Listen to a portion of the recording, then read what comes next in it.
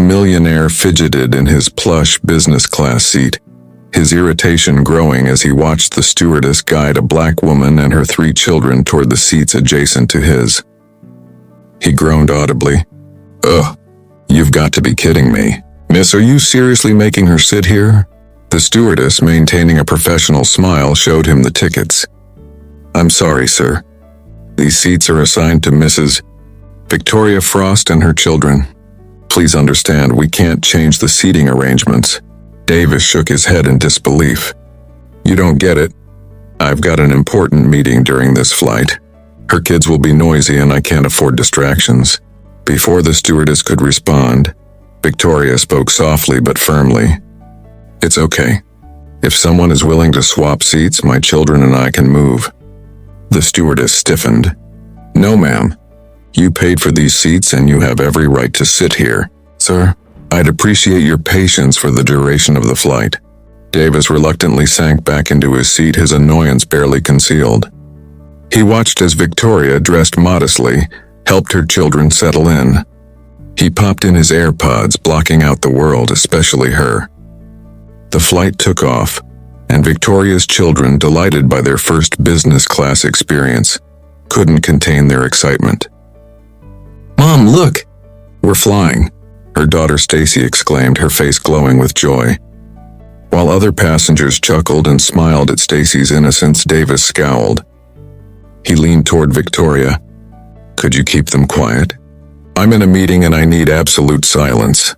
Victoria nodded apologetically and shushed her children. As Davis engaged in his virtual meeting, Victoria quietly observed, noting his intense focus and references to fabric designs. Once his meeting concluded, Davis leaned back, visibly relieved. Victoria seized the moment. "Excuse me, sir," she began hesitantly. "Do you work in the fashion industry?" Davis, still riding the high of his successful meeting, offered a curt nod. "Yeah, I own a clothing company in New York. We just closed a major deal." "That's impressive," Victoria said warmly. "I run a small boutique in Texas." "Your designs looked remarkable." Davis chuckled derisively. "Thanks, but our designs aren't for small-time family boutiques, and especially your kinds. We work with top-tier designers." "A boutique? Seriously?" Victoria's cheeks flushed, but she held her composure. "I see. Well, congratulations on your success." Davis smirked. "Let me be blunt. You don't exactly look like someone who belongs in business class. Maybe stick to economy next time." Victoria's eyes narrowed, but before she could respond, the intercom crackled to life. "Ladies and gentlemen," the pilot's voice echoed through the cabin, "we're beginning our descent into JFK. But before we land, I'd like to make a special announcement." The passengers murmured in curiosity as the pilot continued. "I want to express my gratitude to a very special passenger today, my wife, Victoria Frost. Victoria, thank you for supporting me even when times were tough. Today marks my first flight as captain after a long period of unemployment. You've always believed in me and I couldn't have done this without you." The cabin erupted in applause. Davis, stunned, felt his heart sink. "And since today also marks the anniversary of the day we first met," the pilot added, his voice thick with emotion. "Victoria, will you marry me again?" The plane landed safely and Captain Brown emerged, ring in his hand, and knelt before Victoria. Tears streamed down her face as she nodded. "Yes." The cabin filled with cheers as passengers celebrated the heartfelt moment. Davis, meanwhile, sat frozen in his seat, his earlier arrogance now a heavy burden. As the passengers disembarked, Victoria paused beside Davis. "You know," she said quietly, "life isn't about wealth or appearances.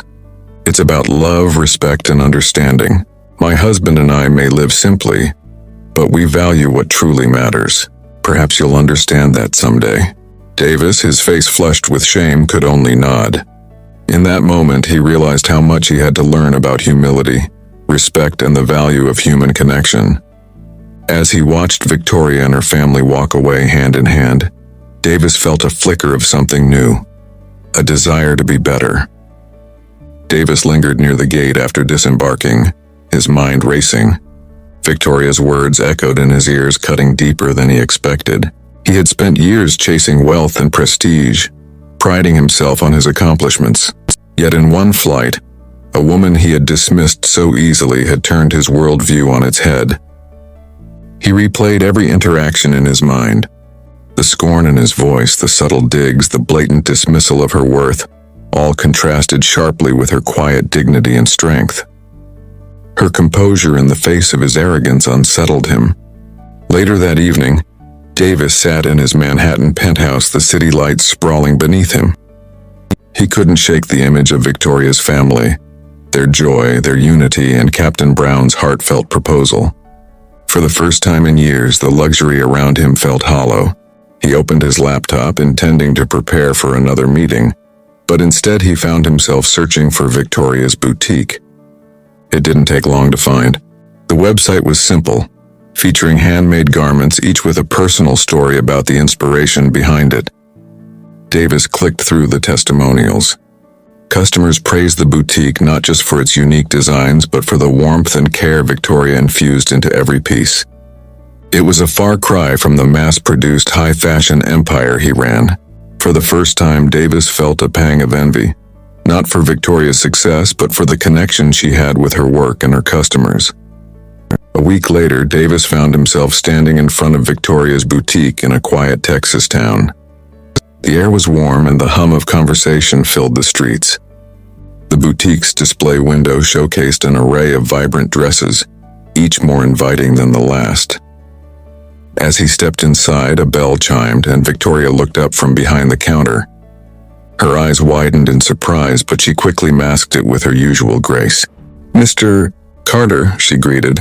"What brings you to my little shop?" Davis hesitated, uncharacteristically unsure of himself. "I wanted to see it for myself." "Your boutique." Victoria studied him for a moment before nodding.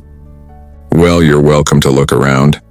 As Davis browsed, he couldn't help but admire the craftsmanship. Each piece told a story, far removed from the sterile perfection his company pursued. He felt a strange sense of peace as he moved through the racks. Finally, he turned back to Victoria. "You were right," he admitted. "I've spent my life chasing money and status, but seeing this, it's clear you've built something far more meaningful." Victoria's expression softened. "It's not about the money, Mr. Carter. It's about creating something that brings joy and value to people's lives. Success means different things to different people." Davis nodded slowly. "I think I'm starting to understand that." Before leaving, Davis reached into his pocket and handed Victoria a business card. "I want to help. If you ever need resources or want to expand, call me. No strings attached." Victoria took the card but didn't immediately respond. Instead, she offered a small smile. "Thank you. I'll think about it." As Davis walked out, he felt lighter. For the first time, he wasn't offering help from a place of superiority, but from a genuine desire to support someone who had inspired him. Months later, Davis sat in another business meeting, this time with his senior team.